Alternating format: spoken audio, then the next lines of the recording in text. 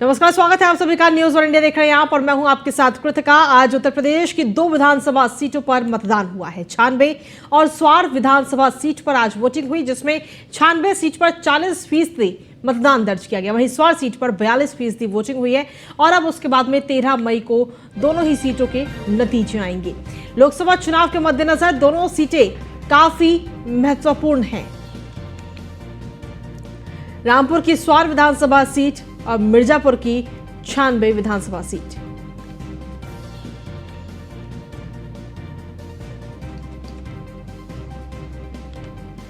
और अब वोटिंग होने के बाद में प्रत्याशियों की किस्मत ईवीएम में कैद हो गई है। अब 13 मई को नतीजे आएंगे। देखना होगा कि वहां से किस प्रत्याशी को जीत का ताज वहां की जनता पहनाती है। उत्तर प्रदेश की 2 विधानसभा सीटों पर ये मतदान हुए हैं। 96 और स्वार विधानसभा सीट पर आज वोटिंग हुई। अधिक जानकारी के साथ संवाददाता फहीम खान इस वक्त जुड़ गए। फहीम, क्या कुछ ताजा अपडेट है आपके पास? देखिए, रामपुर के स्वार विधानसभा में इस वक्त जो है वो मतदान खत्म हो चुका है। ईवीएम लेकर पोलिंग पार्टियां वापस मंडी स्थल रामपुर के रवाना हो गई हैं, वो पहुंच भी गई हैं। और इस वक्त तक जो वोट परसेंटेज है 42% के लगभग है, वो 41.78 के। तो ये जो परसेंटेज है वो 2022 के मुकाबले बहुत कम है। 55,000 लोगों ने लगभग जो है वो कम वोट डाला पहले के मुकाबले। इस तरह से जो तस्वीर सामने है वो यही है कि 42% जो वोट पड़ा है वो उपचुनाव की वजह से, और कहीं ना कहीं जो लोगों में उदासीनता थी, लोगों में जोश नहीं था उपचुनाव की वजह से, इस वजह से वोट कम कास्ट हुआ है। लेकिन चुनाव पूरी तरह से शांतिपूर्ण तरीके से संपन्न हुआ है। कहीं कोई गड़बड़ नहीं हुई है, कहीं कोई झगड़ा फसाद नहीं हुआ है, कहीं से भी कोई सूचना इस तरह की नहीं आई है कि किसी ने व्यवधान डाला हो और चुनाव बाधित हुआ हो, या ईवीएम मशीन तक की खराब होने तक की कोई खबर पूरे दिन नहीं रही। जी, जिस प्रकार से मतदान प्रतिशत जो बढ़ा है उसको लेकर क्या अपडेट है, क्या नजर आता है अभी तक? देखिए, मतदान प्रतिशत बढ़ा नहीं है, घटा है। 42% जो मतदान हुआ है वो मैंने बताया आपको कि पहले 2022 के मुकाबले 17% जो है वो कम हुआ है। ठीक है। उससे उससे उससे अंदाजा लगा सकते हैं कि वो आम चुनाव था और ये उपचुनाव है। उपचुनाव में परसेंटेज इतनी आई है, इतनी ही आती है। जैसे कि स्वार में तो बहुत अच्छा हो गया, 96 में इससे भी कम हुआ है। तो स्वार का जो ऑल ओवर अगर मैं बात करूं तो इसकी जो प्रतिशत है वो फिर भी संतोषजनक कही जा सकती है। प्रशासन ने पूरी मेहनत की है, पुलिस ने बहुत कड़ी सुरक्षा के बीच में ये चुनाव कराया है, कहीं कोई गड़बड़ी नहीं होने दी, गड़बड़ी हुई भी नहीं। तो ये अपने आप में बड़ी बात है कि बिना किसी परेशानी के, बिना किसी मामले के ये जो चुनाव है शांतिपूर्ण संपन्न हो गया। जी ठीक है, बहुत बहुत शुक्रिया फहीम तमाम अपडेट्स देने के लिए। वहीं निकाय चुनाव में दूसरे चरण का मतदान कल होने जा रहा है। आपको बता दें कि 11 मई को दूसरे चरण में 38 जिलों में यह मतदान होगा, जहां दूसरे चरण में 7 नगर निगम के लिए वोटिंग होनी है। 7 नगर निगमों में मेयर पद पर मैदान में 90 प्रत्याशी हैं, जहां 1 करोड़ 92 लाख से ज्यादा मतदाता अपने मत का प्रयोग करते हुए नजर आएंगे। इसके अलावा मेरठ, हापुड़, गौतम बुद्ध नगर, गाजियाबाद में वोटिंग होगी। वहीं बागपत, बुलंदशहर, बदायूं, शाहजहांपुर, बरेली में मतदान होगा। पीलीभीत, हाथरस, कासगंज, एटा, अलीगढ़, कानपुर, फर्रुखाबाद, इटावा, कन्नौज, औरैया, कानपुर देहात, हमीरपुर, चित्रकूट, महोबा, बांदा, अयोध्या, सुल्तानपुर, अंबेडकर नगर, बाराबंकी, अमेठी, बस्ती, संत कबीर नगर, सिद्धार्थनगर, आजमगढ़, मऊ, बलिया, सोनभद्र, भदोही और मिर्जापुर। ये तमाम वो 38 जिले जहां पर कल मतदान होना है और उसके बाद में 13 मई को नतीजे आएंगे। प्रत्याशियों की किस्मत कल ईवीएम में कैद हो जाएगी।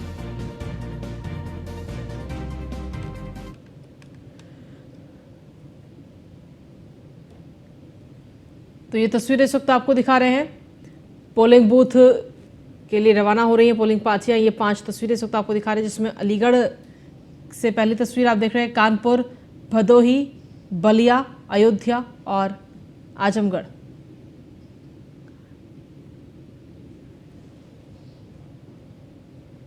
तो ये 5 तस्वीरें इस वक्त आपको दिखा रहे हैं।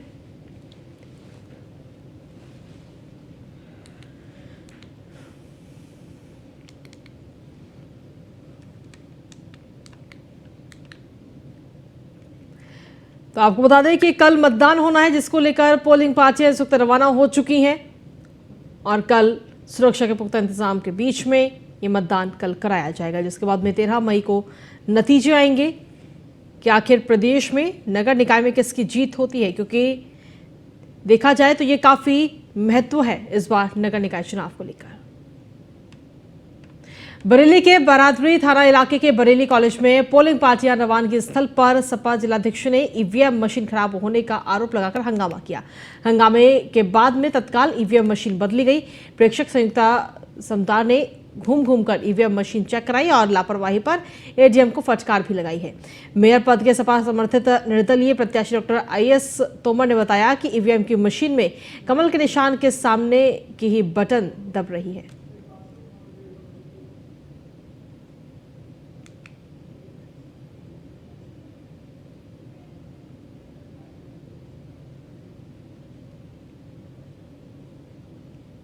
नगर निकाय के दूसरे चरण में होने वाले मतदान को लेकर स्पेशल डीजी प्रशांत कुमार ने निर्देश जारी किया और क्या कुछ कहा, आपको सुनवाते हैं। नगर निकाय निर्वाचन 2023 के द्वितीय चरण के मतदान को सकुशल संपन्न कराए जाने हेतु 1 लाख सिविल पुलिस कर्मियों के अतिरिक्त 76 कंपनी 2 प्लाटून PAC तथा 35 कंपनी CAPF तथा 7,935 पर्यवेक्षणाधीन उप निरीक्षकों को लगाया गया है। समस्त जनपदों में अभियान चलाकर 17,649 NBW, 7,225 वांछित अभ्यर्थियों तथा 4,000 पुरस्कार घोषित अपराधियों को गिरफ्तार किया गया है। 16 अभियुक्तों को रासुका के अंतर्गत नियुक्त किया गया तथा गैंगस्टर अधिनियम के अंतर्गत 1,128 अभियुक्तों के विरुद्ध अभियोग पंजीकृत कर 944 अभियुक्तों को गिरफ्तार किया। वहीं न्यूज 1 इंडिया ने यूपी सरकार के मंत्री अनिल राजभर से खास बातचीत की। इस दौरान अनिल राजभर ने फिल्म द केरल स्टोरी और निकाय चुनाव को लेकर क्या कुछ कहा है, आपको सुनवाते हैं। हमारे साथ है उत्तर प्रदेश के श्रम एवं सेवायोजन समन्वय मंत्री अनिल राजभर, उत्तर प्रदेश सरकार के प्रवक्ता भी हैं। मंत्री जी, जिस तरीके से लगातार केरल स्टोरी को लेकर विरोध चल रहा है, जो भाजपा शासित प्रदेश हैं वो इसको लगातार टैक्स फ्री कर रहे हैं, लेकिन बहुत सारे ऐसे स्टेट है, चाहे वो केरला हो, पश्चिम बंगाल हो, वहाँ पर इसका विरोध चल रहा है। यहाँ तक कि पश्चिम बंगाल में बैन कर दिया है। विपक्ष तरह तरह के आरोप लगा रहा है, क्या कहेंगे? बड़ी सीधी सी बात है कि अगर देश के बाहर की शक्तियाँ या आतंकवादी शक्तियाँ कोई साजिश करती हैं, अगर उसका हम पर्दाफाश कर रहे हैं, चाहे माध्यम कोई हो, तो उसका स्वागत करना चाहिए कि उसका विरोध करना चाहिए। और ये विषय तो देश की बहन बेटियों से जुड़ा हुआ विषय है। हम लोगों को तो उनका अभिनंदन करना चाहिए, सिनेमा वालों का। ये कौन सी मानसिकता है? आखिर इनमें और आतंकवादियों में अंतर क्या है? ये आतंकवादियों के कार्यक्रमों का समर्थन नहीं है तो और क्या है? एक चीज है कि भारतीय जनता पार्टी के युवा मोर्चा के प्रदेश पदाधिकारी हैं, उन्होंने एक पोस्टर लगवाया है। आप भी कह रहे हैं कि ये आतंकवादियों के तरीके का एक कृत्य है। उन्होंने एक पोस्टर लगाया, उस पोस्टर में दिखाया है कि आतंकवादियों की तरफ से डायरेक्ट हो रहे हैं कुछ नेता, और वो इस तरीके से विरोध कर रहे हैं क्योंकि ऊपर से ऐसे उनको निर्देश हैं कि इस तरीके का विरोध आप करिए। नहीं, देखें भाई, आप जनता को पिक्चर देखने दीजिए ना। आप जनता को इतना नासमझ क्यों समझते हैं? आप इसका विरोध करके एक तरीके से आतंकवादियों के जो कार्यक्रम है, आप उसको बल दे रहे हैं कि नहीं दे रहे हैं? एक तरीके से अप्रत्यक्ष रूप से आप उसका समर्थन ही कर रहे हैं। तो आप में और आतंकवादियों में फर्क क्या है? आज 2 सीटों पर उपचुनाव हुआ है, जिसमें से एक स्वार है, रामपुर की सीट है, और एक छानबे है। हालांकि अगर हम स्वार सीट की बात करें तो आजम खान का गढ़ माना जाता है समाजवादी पार्टी या आजम खान के परिवार का कोई न कोई रामपुर स्वार से हमेशा सीट पर काबिज रहा है। इस बार चीजें कुछ अलग हैं, क्या देख रहे हैं दोनों सीटों पर? नहीं, छानबे तो पिछले बार से ज़्यादा बड़े अंतर से जीतने जा रहे हैं। हमारे अपना दल यस जो पार्टी है, हमारे साथ जो सहयोगी पार्टी है, हमारे गठबंधन के साथ साथी हैं, तो वो तो हम जीतने जा रहे हैं। लेकिन स्वार का परिणाम निश्चित तौर पर एक बड़ा संदेश देने वाला है। मुस्लिम वर्ग में भी एक बड़ा हिस्सा ऐसा है जो उत्तर प्रदेश की सरकार के विकासवादी नीति के साथ चलना चाहता है। पिछले बार लोकसभा का उपचुनाव हुआ, उसके परिणाम भी इस तरह के संदेश दिए और इस बार भी हम जीतने जा रहे हैं और निश्चित तौर पर उसका असर आप देखिएगा आने वाले दिनों में, आने वाले राजनीति में और ख़ास तौर पर लोकसभा के चुनाव में भी इस तरह के चीज़ों का प्रभाव आपको देखने को मिलेगा। एक चीज है, पहले चरण का निकाय का चुनाव संपन्न हो चुका है, दूसरे चरण की भी लगभग सारी तैयारियां हो चुकी हैं, मतदान होने जा रहा है। आप क्या देख रहे हैं 2024 से पहले? अखिलेश यादव 4-5 रैलियां की हैं, मुख्यमंत्री ने अर्धशतक पूरा कर दिया है, सबसे ज्यादा रैलियां भारतीय जनता पार्टी की हैं। संगठनात्मक तौर पर तैयारियां बेहतर हैं। हर पार्टी दावे कर रही है, चाहे वो अखिलेश यादव हो या भारतीय जनता पार्टी की, ये हमारी बेहतर परफॉर्मेंस होगी। किस तरीके से इसको देख रहे हैं? देखिए, नगरीय विकास को बड़े ही प्राथमिकता पर सरकार ने लिया और सरकार ने बहुत काम किया। उसका असर चुनाव में देखने को मिल रहा है। एक तरफा निकाय के चुनाव पर भाजपा का कब्जा होने जा रहा है। 17 के 17 निगम जीतने जा रहे हैं, पूरे निकाय पर कब्जा भाजपा का होने जा रहा है। तो निश्चित तौर पर उसका असर तो आने वाली राजनीति पर पड़ता ही है। धन्यवाद। ये हैं उत्तर प्रदेश के श्रम एवं सेवायोजन मंत्री अनिल बता रहे हैं कि किस तरीके से उत्तर प्रदेश सरकार लगातार काम कर रही है। जहां तक निकाय चुनावों का सवाल है, सीधे तौर पर भारतीय जनता पार्टी ने निकायों के विकास पर काम किया है, लगातार निकायों का विस्तार किया गया, विकास किया गया। यही वजह है कि जनता आज उत्साहित है और बेहतर परिणाम इस चुनाव से निकलकर सामने आएंगे। जहां तक फिल्म का सवाल है, अगर कोई चीज जागरण से संबंधित लोगों को दिखाई जा रही है तो जनता को समय देना चाहिए कि वो इस चीज को समझे। और इस तरीके की घटनाएं या इस तरीके का विरोध करना कहीं ना कहीं एक तरीके से दिखाता है कि आतंकवादियों की चीजों का समर्थन जरूर है। कैमरामैन अमित शाहानी के साथ मैं एस के वाजपेयी, न्यूज़ 1 इंडिया, लखनऊ। वहीं सिद्धार्थनगर जिले की 2 नगर पालिका और 9 नगर पंचायतों को मिलाकर 11 नगर निकायों में कल मतदान होना है। 41 मतदान स्थलों के लिए पोलिंग पार्टियां रवाना की गई हैं। सिद्धार्थनगर जिले की 11 नगर निकायों में कुल 3,03,129 मतदाता अपने मतों का इस्तेमाल करेंगे। वहीं सुरक्षा व्यवस्था को लेकर पुलिस अधिकारियों समेत करीब 2100 पुलिसकर्मियों की भी तैनाती की गई है। इसे लेकर न्यूज़ 1 इंडिया ने सिद्धार्थनगर के डीएम और एसपी से खास बातचीत की। सिद्धार्थनगर जिले की 2 नगर पालिका 9 नगर पंचायतों पर कल मतदान होना है। मतदान पर सुरक्षा के किस तरह के इंतजाम किए हैं, इसी पर बात करने के लिए हमारे साथ मौजूद है पुलिस अधीक्षक अमित कुमार आनंद जी। सर, कल मतदान है, पुलिस के लिए बड़ा चैलेंजिंग रहता है।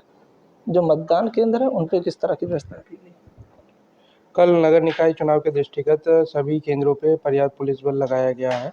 इसमें जितने हाइपर सेंसिटिव जो केंद्र है वहाँ पर CAPF का भी व्यवस्थापन किया गया है, मल्टी लेयर सिक्योरिटी लगाई गई है। इसके अलावा पूरे चुनाव जहाँ पे भी होना है 13 जोन 39 सेक्टर्स में बांटा गया है। सभी जोन और सेक्टर और मोबाइल्स भी लगाई गई है, जिसमें लगातार पुलिस भ्रमणशील रहेगी। कहीं पे भी अगर सूचना आती है तो उस पर त्वरित कार्रवाई की जाएगी। इसके अलावा UP 112 का भी व्यवस्थापन इस प्रकार से किया है कि हर बूथ्स को कवर करे, जो मतदान केंद्र है वहाँ पे लगातार भ्रमणशील रहेंगी और सकुशल मतदान को कराया जाएगा। सर, जो अति संवेदनशील है, क्या यहाँ पर कुछ एक्स्ट्रा भी जो सुरक्षा कर्मी उनको लगाया गया? जो अति संवेदनशील है वहाँ पे एक्स्ट्रा डिप्लॉयमेंट है। इसके अलावा जो SSB इस जिले को प्रोवाइड करी गई है, SSB का भी वहाँ पे डिप्लॉयमेंट है। धन्यवाद। ये थे पुलिस अधीक्षक अमित कुमार आनंद, जिन्होंने बताया कि कल मतदान को लेकर सभी बूथों पर पर्याप्त मात्रा में पुलिस बल लगाए गए हैं ताकि किसी भी तरह का वाद विवाद ना हो। Saddam Khan, news 1 India, Siddharthnagar. सिद्धार्थनगर जिले के 2 नगर पालिका और 9 नगर पंचायतों पे कल यानी दूसरे फेज में मतदान होना है। मतदान को लेकर सिद्धार्थनगर जिले में क्या तैयारियां की गई है, हमारे साथ मौजूद हैं जिलाधिकारी संजीव रंजन जी।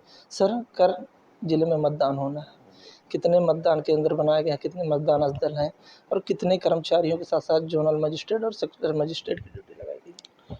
जनपद सिद्धार्थनगर में कुल 11 नगरीय निकायों का कल इलेक्शन होना है। इसमें 2 नगर पालिका हैं और 9 नगर पंचायतें हैं। इसमें कुल हम लोगों के 156 मतदान केंद्र हैं और 341 मतदेय स्थल हैं, जो कि पोलिंग बूथ हैं। तो इसके लिए प्रत्येक जगह पर जो टीम लगाई गई है वो टीम लगाई गई है चार कर्मचारियों को, P0 से लेकर P1, P2, P3 का। तो चारों लोग मिलकर इलेक्शन कराएंगे और पूरे क्षेत्र को हम लोगों ने 13 जोन में बांटा है और हमारे पास 39 जो है वो मजिस्ट्रेट हैं, सेक्टर मजिस्ट्रेट हैं। तो ये सभी जो है कल पूरे क्षेत्र में चलायमान रहेंगे और शांतिपूर्वक इसको चुनाव संपन्न कराएंगे। सर, जो अति संवेदनशील है उन बूथों पर किस तरह से व्यवस्था की? जनपद में सेंसिटिविटी के आधार पर सेंसिटिव, हाइपर सेंसिटिव इत्यादि का निर्धारण किया गया है। जो 15 मतदेय स्थल है, 15 केंद्र है, उसको हाइपर सेंसिटिव बनाया गया है। वहाँ पर अतिरिक्त सुरक्षा बल भी दिए गए हैं तथा वहाँ पर वीडियोग्राफी प्रॉपर कराई जा रही है और जो हमारे अतिरिक्त वहाँ पर कर्मचारी भी लगे हुए होंगे और हमारा ध्यान भी उन पर रहेगा ताकि वो शांतिपूर्वक संपन्न हो। धन्यवाद। ये थे जिलाधिकारी संजीव रंजन, जिन्होंने बताया कि कल मतदान को लेकर सिद्धार्थनगर जिले में तैयारियां पूरी कर ली गई। 13 जोनल मजिस्ट्रेट और 39 सेक्टर मजिस्ट्रेट लगाए गए और सभी भ्रमण पर रहेंगे। Saddam Khan, news one India, Siddharth. वहीं चित्रकूट में पार्टी विरोधी गतिविधियों के चलते बीजेपी नगर अध्यक्ष श्याम गुप्ता को पार्टी ने 6 साल के लिए निष्कासित कर दिया है। वहीं पार्टी ने सहकारिता प्रकोष्ठ बुंदेलखंड और पहाड़ी ब्लॉक प्रमुख सुशील द्विवेदी को कारण बताओ नोटिस भी जारी किया है। बीजेपी प्रदेश अध्यक्ष के निर्देश पर जिलाध्यक्ष चंद्र प्रकाश खरे ने पत्र जारी किया है।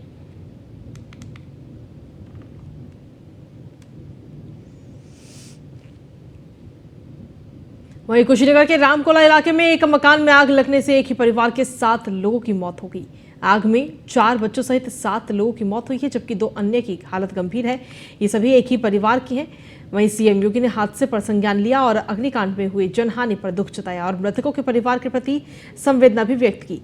घायलों के जल्द स्वस्थ होने की कामना की। साथ ही उन्होंने 4-4 लाख के मुआवजे का भी ऐलान किया।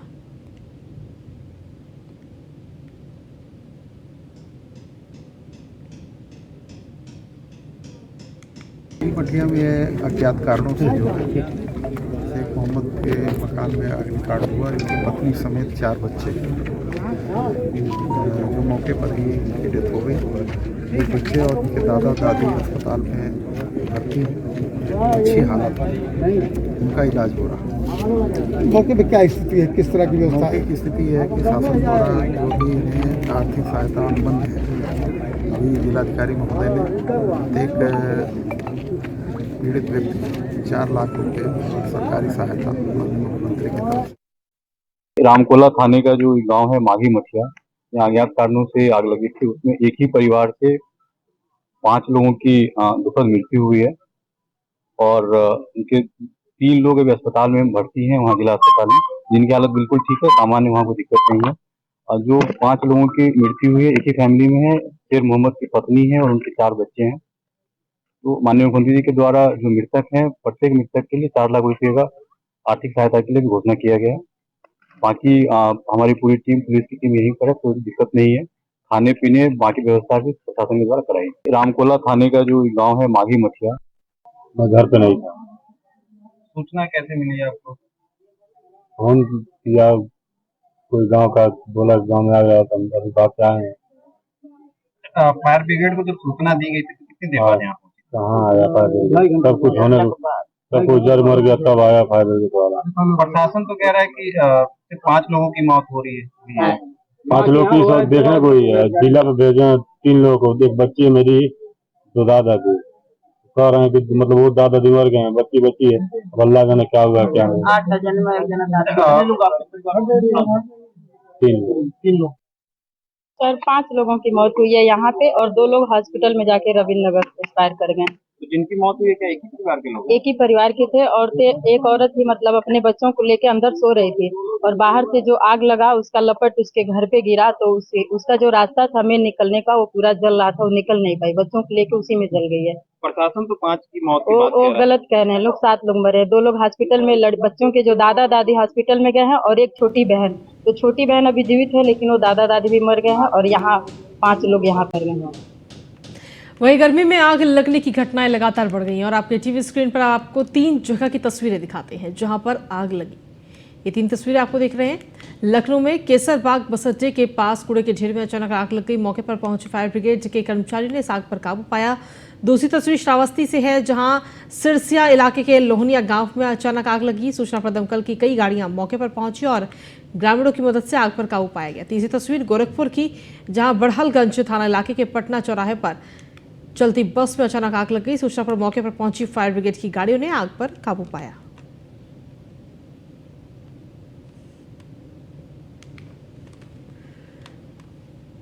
अगली खबर प्रयागराज से है, जहां पर एनकाउंटर में मारे गए बेटे असद को लेकर बड़ा खुलासा इस वक्त किया गया है। आपको बता दें कि असद ने बरेली जेल में ही गोली मारने का ऐलान किया था। उमेश पाल को सीने पर गोली मारने का ऐलान किया गया था। असद के दोस्त अतिन जफर ने पूछताछ में ये बड़ा खुलासा किया है। राज्यपाल हत्याकांड के बाद चल रही है सिद्धि दुश्मनी और अतीक अहमद और उमेश पाल की ये दुश्मनी लगातार चल रही थी। हत्याकांड से पहले फोन पर अतीक और उमेश पाल की बातचीत भी हुई है।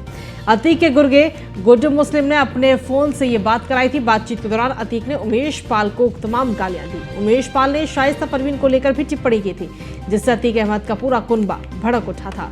इसी घटना के बाद उमेश की हत्या की साजिश रच दी गई। 11 फरवरी को बरेली जेल में पूरे मामले की पूरी प्लानिंग रची गई थी और उसके बाद इस पूरी प्लानिंग को अंजाम दिया गया।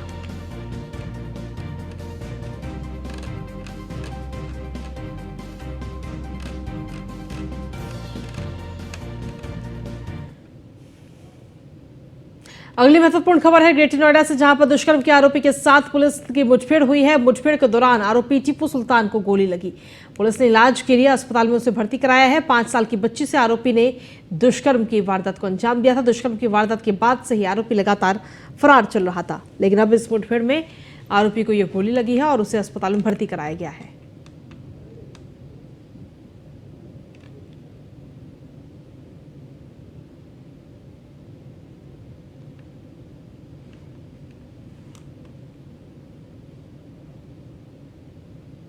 वहीं बुलंदशहर में मतदान से पहले डीएम सीपी सिंह ने शरारती तत्वों और खुराफाती लोगों को चेतावनी दी है कि सुबह अपना मतदान कर बुलंदशहर छोड़कर चले जाएं और मतदान खत्म होने के बाद वापस आएं।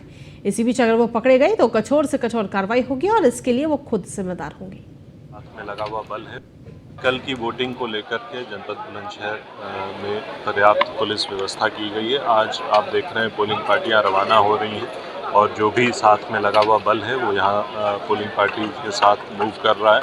पुलिस फोर्स की विधिवत ब्रीफिंग कर दी गई है और सभी को अलर्ट रहने के लिए बताया गया है। प्रत्येक मतदान केंद्र पर पर्याप्त पुलिस बल लगाया गया है। इसके अलावा जोन्स और सेक्टर्स में विभाजित करके पुलिसकर्मियों की ड्यूटी लगाई गई है। अभी सूचना तंत्र को भी सक्रिय किया गया है। मतदान के दौरान कहीं पर भी भीड़ इकट्ठी नहीं होने दी। बुलंदशहर के निजी स्कूल की एक छात्रा के सुसाइड मामले में छात्रा के मानसिक शोषण का व्हाट्सएप चैट और सुसाइड नोट का स्क्रीनशॉट सामने आया। चैट में प्रैक्टिकल एग्जाम पास कराने के एवज में छात्रा को होटल ले जाने का दबाव बनाया जा रहा है और अश्लील फोटो वायरल करने की धमकी दी जा रही है। चैट करने वाला कॉलेज का चेयरमैन बताया जा रहा है। वहीं छात्रा ने सुसाइड नोट पोस्ट करके कॉलेज के चेयरमैन पर गंभीर आरोप लगाए हैं। पुलिस मामले की जांच में फिलहाल जुट गई है।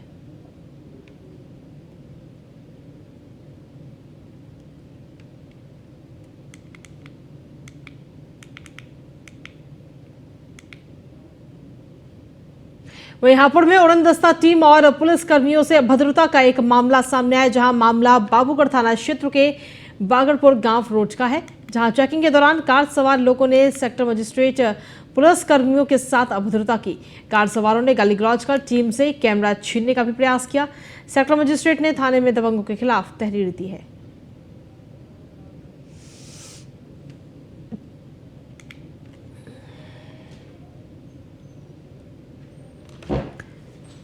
तो हापुड़ की ये खबर आप तक पहुंचा रहे हैं, जहां पर चेकिंग लगातार टीम कर रही थी। सेक्टर मजिस्ट्रेट ने थाने में दबंगों के खिलाफ पूरे मामले को लेकर तहरीर दी है।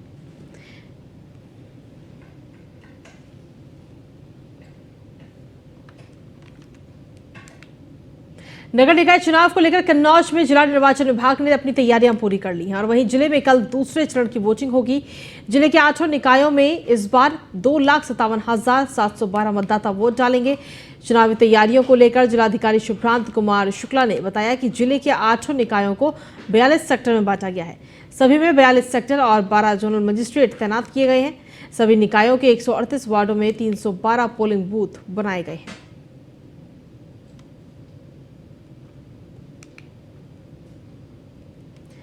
तो आपको बता दें कि कल जिले में दूसरे चरण का मतदान होना है, जिसको लेकर तमाम तैयारियां इस वक्त कर ली गई हैं। कन्नौज की तस्वीरें आपको दिखा रहे हैं, जहां जिला निर्वाचन विभाग ने अपनी तैयारियां मतदान को लेकर पूरी कर ली हैं।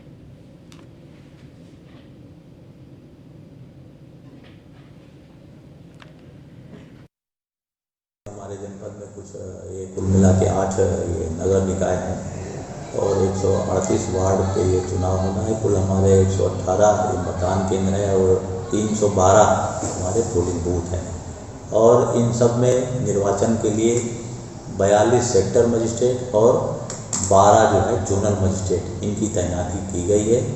सभी मतदान केंद्रों पर एक मिनिमम एश्योर्ड जो AMF होता है उसका भी हम लोग व्यवस्था कर लिए हैं। हर निकाय में एक एक पोलिंग बूथ की व्यवस्था है।